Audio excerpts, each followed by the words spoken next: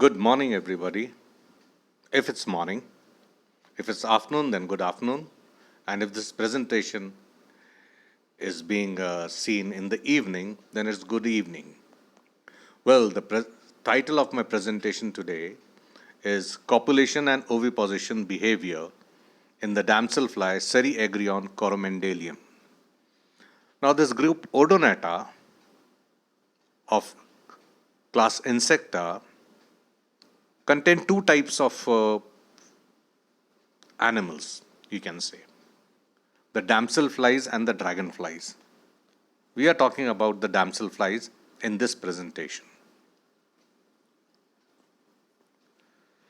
The life cycle of a dragonfly starts with, let's start with copulation, that's the first, followed by oviposition in water where the eggs are laid, second. Then the eggs are hatched, third. Then fourth, fifth, sixth year represents the growth of the aquatic larva. Seventh, the aquatic larva comes out and the adult metamorphosis. And this adult goes, feeds, is the aerial king, feeds a lot, matures, and then again starts the cycle with oviposition. So the two factors that we are going to study today, or I am going to present today, is the copulation and oviposition behavior of this dragonfly. Now, Ceriagrion, it is one of the most common damselflies in the Indian subcontinent, and the males can be easily identified by its brilliant yellow abdomen, greenish thorax, and greenish eyes. Well, the females are duller color. They are mostly dull brown. Brown becomes darker at the terminal end. And they are found all over, breeding in weedy ponds and small tanks, tubs, ornamental cement tubs, garden tanks, and these contain those containing submerged or floating vegetation. The present study was undertaken at Hislop College, where I've been serving for years together. And we have a small botanical garden where small underground tubs and tanks are maintained by them to grow macrophytes. These tanks or tubs, we have got a big circular tub, a few smaller circular tubs underground, and a few rectangular containers, cement containers, and they are filled with either lemna or hydrilla or floating nymphia. Now, in Odonata, the reproductive behavior has got a certain pattern. It starts with the male waiting for the female. When the female comes, there is an encounter. The male has got its own territory. It guards its territory. Then, after recognizing the co-specific female, through visual signs, the male tries to attract the female by courtship behavior. He dances in front of her, but she may refuse. If she refuses, then the scene doesn't move forward. But if she accepts, then of course, copulation takes place. Copulation leads to sperm transfer. Sperm transfer leads to oviposition, and oviposition generally takes place either directly in water, or the eggs are smeared on floating vegetation, or as in the case of Zygoptera, that is damselflies, the eggs are placed inside the plant material. Now, let's come down to Ceriagrion. You find the males from morning around the breeding sites, around the tubs, waiting for the female. It's a sit and wait type of mate location mode. It has a territory it guards a territory of about 45 centimeters radius. And many a times, two or three males are found, just waiting for the female at a safe distance. And they try to chase away if there is an intruder. The intruder can be co-specific or a heterospecific. Male returns to its territory on the same perch. But if it is harassed, then it changes its position. Now, why is the male sitting there? The male is sitting there. You cut open the male and just see what's happening inside. The male is sitting there because it has got matured spermatozoa filled in its testis, as it can be seen in the image. And in the second image, it can be seen even the sperm sac, where the sperms are so stored, they are filled with sperm material. Now the female enters the territory. Now, why should the female enter the territory? The female enters the territory because now it has got eggs, fully matured eggs in her ovary. And secondly, the sperm storage organ, as can be seen in the next image, the bursa copulatrix and the spermathecae, they are both empty. So it has to be filled with sperm, and therefore the female enters the territory. Now the female enters at around half an hour late, around 7:30, and even till noon they can come. And the male moves towards her when she is around 70 centimeters away and follows and forms a tandem link. It forms a tandem link, and after forming a tandem link, it carries the female. And there is no pre-copulatory courtship display as found in most odonates.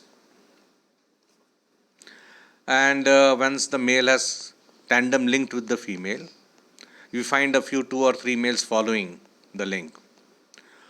They do not fight because the male has got hold of the female. Now he doesn't want to leave her, and he catches hold of the female by the anal appendages, the back just below the head, and this forms a link. The other males follow. There is no fight, no physical dislodging of the male. They just follow and keep a distance. Now this tandem pair moves away from the water body and flies towards the surrounding vegetation, where they form a copulatory wheel. Now, before forming the copulatory wheel, the male charges his penis with sperm material by the process of intramale sperm translocation. Now, what is intramale sperm translocation? Now, in odonates, they are very unique animals. The males are very unique. Generally, in all animal kingdom, the external male genitalia is present at the posterior end of the abdomen or at the lower level, as can be seen here in the first image in the yellow arrow. But in odonates, the working external genitalia, what we call as the secondary copulatory apparatus, develops just below the abdomen and at the anterior and the second segment of the abdomen. And as you can see in the lower image, the scanning electron microscopy, you can see the penis vesicle, which is present on the second abdominal segment. And the yellow arrow shows the primary genitalia, male genitalia, that is the tip of the abdomen.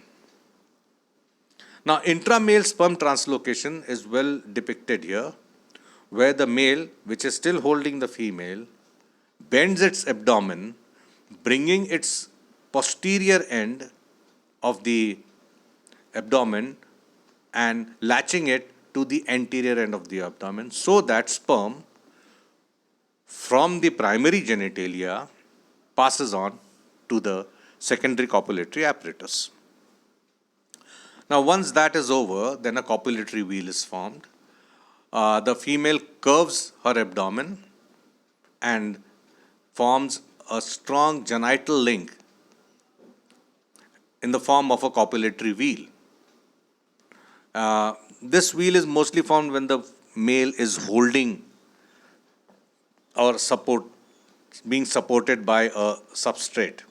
Now, copulation in Ceriagrion generally takes place around this oviposition site, and it lasts for on an average 29.3 minutes, 30 minutes. Now let's have a look at the secondary copulatory apparatus. The secondary copulatory apparatus has got many parts, the framework, strong framework. But the parts that can be seen are the hamules, the anterior and posterior hamules, and that is AL and anterior hamule and PL. And you see a penis vesicle below in which the sperms are filled now, and the penis contains of a penis head and a penis shaft, PS and PH. During copulation, the whole process can be divided into two stages. In the first stage, the male rhythmically and forcefully depresses and stretches the first two abdominal segment, which in turn exerts heavy pressure on the female's head, which is held by the anal appendages of the male. Therefore, the head wobbles with every thrusting movement.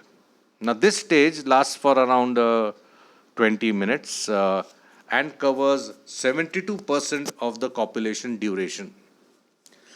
The second stage, stage 2, starts with rapid short thrusting movements which are not forceful. The third abdominal segment too exhibits synchronized movement, and there is an angular change, bending of the fourth, seventh abdominal segment. And this stage lasts for only around 8 minutes. And it is seen that the duration of stage 2 is always greater than the duration of stage 1. The duration of stage 1 is always greater than the duration of stage 2.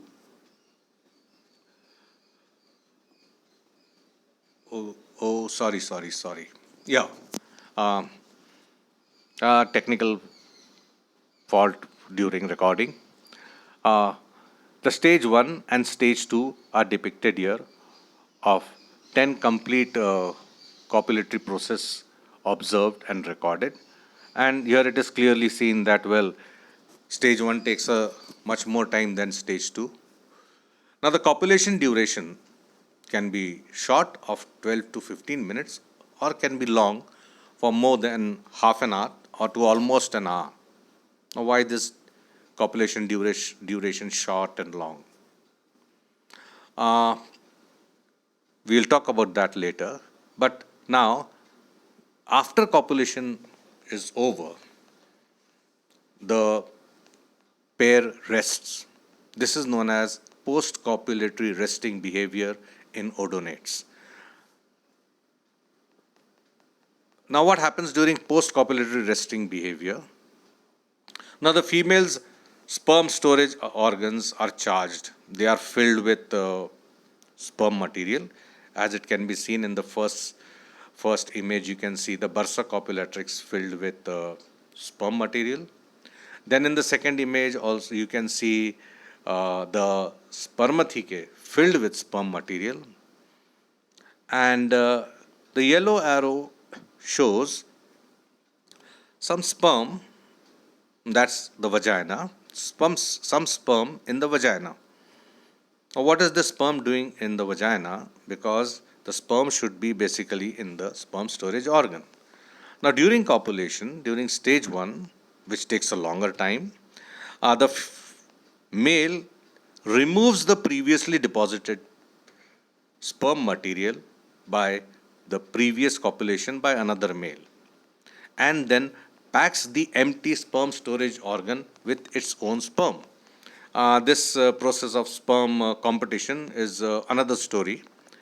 Now, while removing, it leaves a trail of the previously deposited sperm in the vagina, as can be seen by the yellow arrow.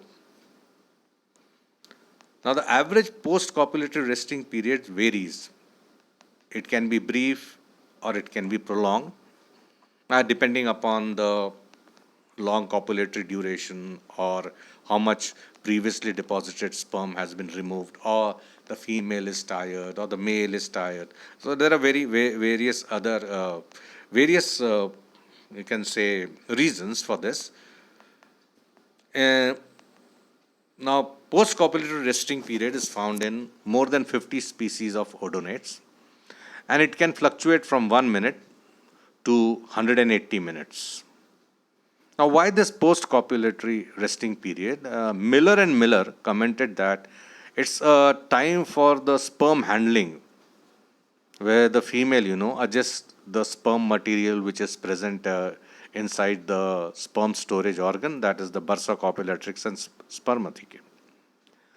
In Seriagrion, variation in this timing, long and short, is probably because of the condition of the female. The female may be a virgin, so it's not carrying any sperm in its sperm storage organ, so the duration is short. Whereas in non-virgin, it may be prolonged because it has to, handle it. Now, what happens when everything is over, the resting is over, the male and female are still, the male has not left the female, still in tandem. It has caught hold of the head of the female. Now they move for oviposition. Now the male doesn't want to leave the female. This is known as contact guarding oviposition, because if it leaves the female, then another male may come and copulate, and other male sperm will fertilize the egg, but this male wants that its own sperm should fertilize the female.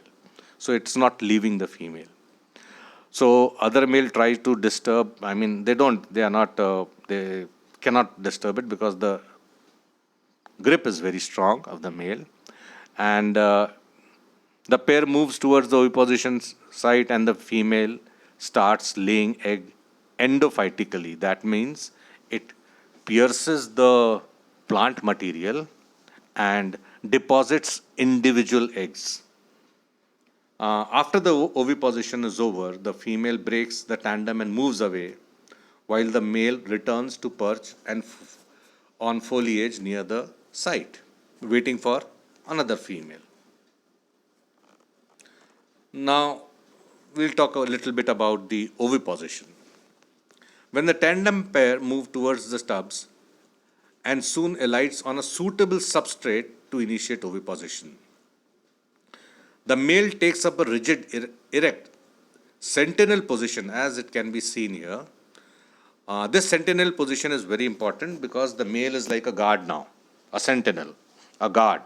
If there is any danger or any predator coming, it flies off. It flies off with the female. And when you see one sentinel male, the other ovipositing pairs also come together and sit by the side, knowing that this area is, or this substrate is very good for oviposition. The female settles on the floating or emerging vegetation, curves its abdomen, and explores the underside of the leaf or the vegetation to see its suitability for egg laying. Now, here the ovipositor comes to play. Now, the ovipositor in damselfly or in Seriagrion consists of 3 pair of valves. The first and the second pair, that's the V1 and V2, are used as cutting instruments, while the third one covers it, the V1 and V2, as it can be seen in this images. Now, the fourth image, that is in black and white, is the scanning electron microscopic structure of the V1, which shows a lot of cuticular modifications. The V2 and V3 have a lot of ultrastructurally, lot of modifications, lot of cuticular finger-like processes and mechanoreceptors, chemoreceptors, and here is the description. And the function of this sensillae, mechanoreceptor sensillae, the campaniform sensillae, is to detect the cuticular strain, movement of the egg, and evaluate the physical property of the substrate. Then we have chemoreceptors, which monitor the plant suitability and the quality of the plant. Then we have serration and ridges and edges and razors and tooth structures, which are used to sawing the plant, to make a insertion. Then there are various other modifications like cuticular scales and microtracheae, finger-like, comb-like, and these are used for the passage of the eggs from the female genitalia through the ovipositor into the plant material. Now, initially, the nature of the substrate is evaluated by the ovipositor, as I've told you, and if the area is not suitable, if the receptors tell, well, this is not a correct place to lay eggs, the female will move a few inches along the along the substrate. It will move and relocate, and then again start searching for a suitable place.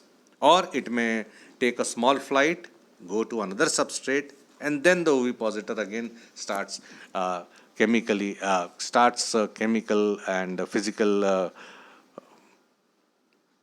what should I say? Physical verification of the substrate. Now, once satisfied, she lays eggs in the plant tissue. And at times it happens that you are sitting on nymphia and you are laying egg in hydrilla, which is under it.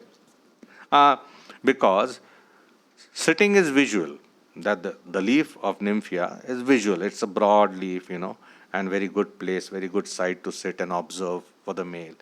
But once the ovipositor is inside, then the ovipositor decides where to lay eggs.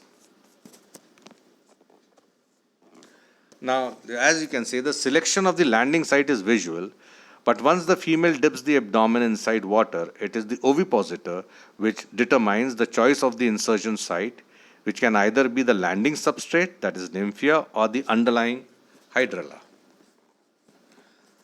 Now, it is found that this is some graphic description of a lot of observations that we have seen. It took us around 15 years to study this. And it was found that Cereagrion displays a refined hierarchy and prefers to oviposit and chooses floating leaves of nymphia, that is around 68%, over lemna, 22%, and submerged hydrilla, around 10%. Now, leaves of Nymphia nauchali form a perfect landing site and provide a large surface area for oviposition, as it can be seen in the images. These are rows and lines, rows of eggs deposited in Nymphia leaves. And the number of eggs laid per bout varies from around 250 to more than 300.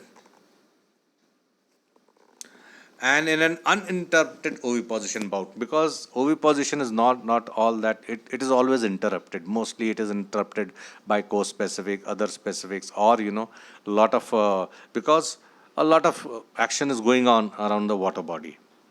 So in an uninterrupted oviposition bout, the female deposits around 288 eggs in 16 rows, and the eggs are arranged in concentric, slightly curved rows, and the maximum number of eggs are laid in the middle row.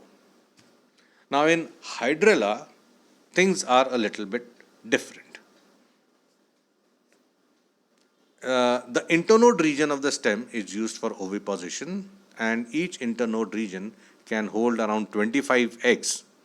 And the eggs are arranged in 2 to 4 longitudinal rows, and sometimes the eggs are overlapping also, as it can be seen in this image. Now, rarely 1 or 2 eggs, as arrowed, are found neatly inserted in the thin leaf base of hydrilla. Lemna is also a very good floating macrophyte, though tiny, but it can cover the whole area of the surface of the small tubs.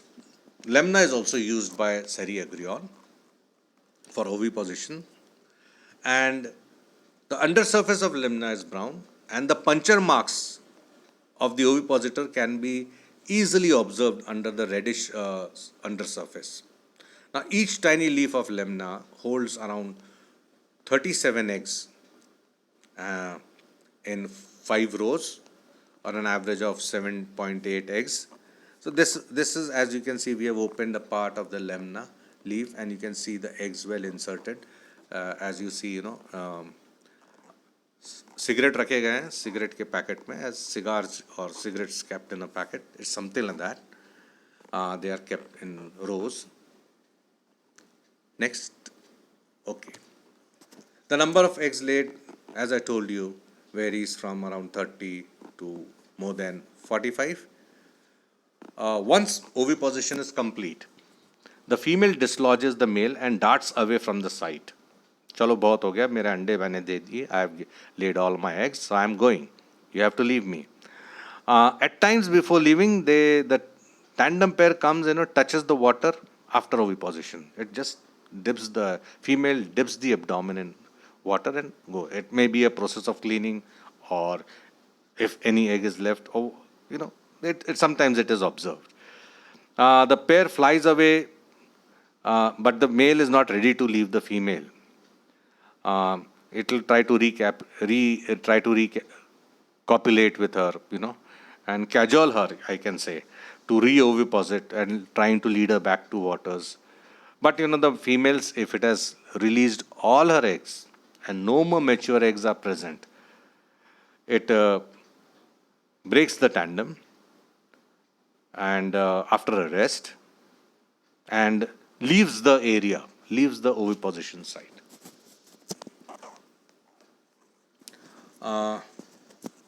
So as far as the present up till now, I had always wondered that Cereagrion always lays eggs in tandem, never singly, never the female alone coming and laying. Never, I had never seen it.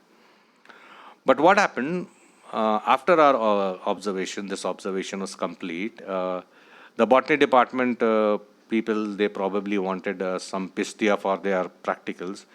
So they grew pistia in that large tank, as you can see, marked arrow. And soon the complete surface of the tank was densely covered by pistia. And then observing there, we found a large number of females exhibiting solitary oviposition without the male from early morning till noon in the upper and lower surface of the plant tissue, but the submerged area of the plant tissue. That was very surprising for me because I had not seen it in either of the three plant substrates that we saw. But here I see a lot of females laying eggs without the male. But after some times, we also observed that males have started visiting that area, as it can be seen. And the males have also started catching the females there and exhibiting contact oviposition. Well, pistia and oviposition, that's another story. I will we'll tell you some other day. What more? What next? What more can we study here? Now, presently, we are also trying to study, to continue this work, the hatching rate of eggs deposited in different vegetation. Is there a difference in the hatching rate? Does vegetation has got some role to play even in the hatching rate of the egg of Cereagrion? And we have also documented the process of hatching of the eggs. This will, some other day, we will talk about it. And I think so that's all. Thank you for your attention. And of course, this is followed by acknowledgement. Acknowledgements to obviously to my guru, my guide, Professor Tembre, who introduced me to this fascinating world of dragonflies. And acknowledgements to two of my research students, Dr. Nilesh Thaukar and Dr. Payal Verma. They were most obedient students who did a lot of work and who are the co-authors of this presentation. I acknowledge their hard work, and I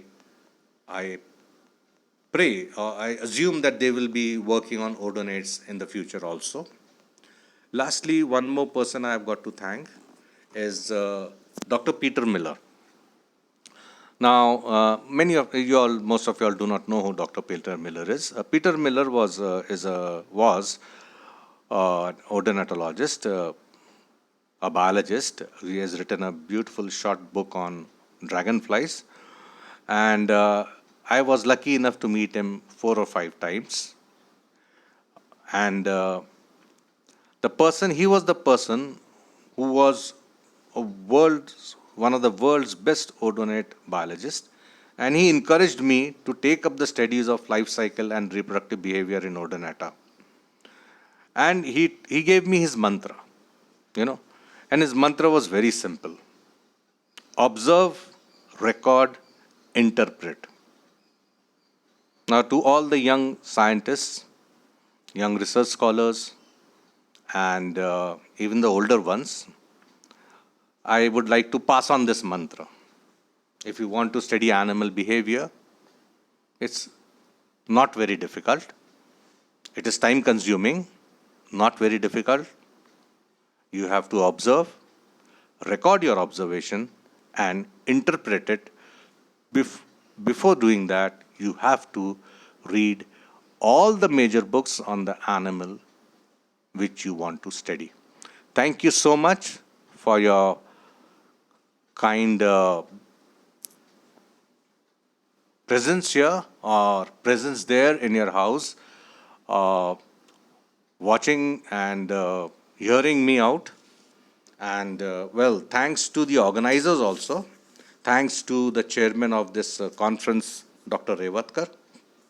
Thanks to two of my colleagues and friends, Dr. Suresh Bakre, who is also one of the patrons of this conference, and to Dr. DVNS Suresh, who is in charge of the life science part of this international conference. Thank you so much for your I do not know. Thank you all. I mean, I do not know what to say. Thank you so much for your presence here, which is not there. Thank you so much for continuously and it is very difficult to talk like this without the audience reaction. But your questions are welcome. Thank you so much.